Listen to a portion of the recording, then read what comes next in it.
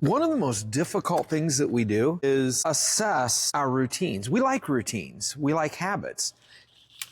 Habits are comfortable. They make us comfortable. And when we start challenging, we start assessing our habits, we sometimes force ourselves to move outside of the comfort zone, and that's not comfortable. And so we prefer not to go there. But it's important that we make the assessments. Now, healthy routines, healthy habits make us consistently effective.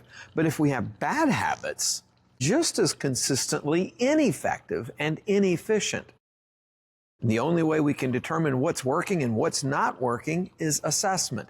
Otherwise, we keep doing exactly what we've always done, and of course, we get exactly what we've always gotten. And that may not be the best results. A simple assessment can help us identify where change needs to happen and how we need to support that change. Finding clarity is the key to identifying the habits that are creating chaos.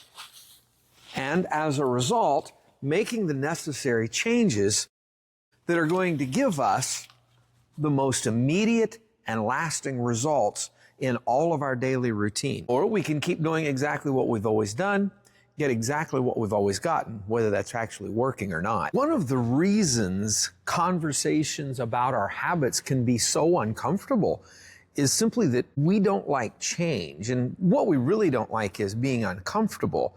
And changing habits, changing routines, changing things up means that sometimes we will have to be a little bit uncomfortable. It may be the discomfort of learning a new software. It might be the discomfort of using a new telephone system. It could be the discomfort of learning to work with new people. But ultimately, clarifying what needs to change and making the change will enable us to grow. And when we grow, improve our routines, improve our habits, then we can take on new challenges. We can grow our business and serve customers more efficiently.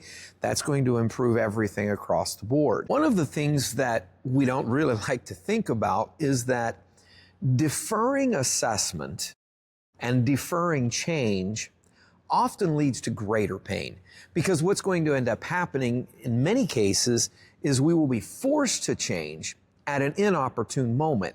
And unfortunately, sometimes at a time when the change itself has a much higher impact on a customer or a customer relationship. And then that forces us into all kinds of awkward apologies and conversations. We are much better off to assess our routines on a regular basis and identify changes that can be made in at least controlled settings and in controlled circumstances where we're having less impact on our customers.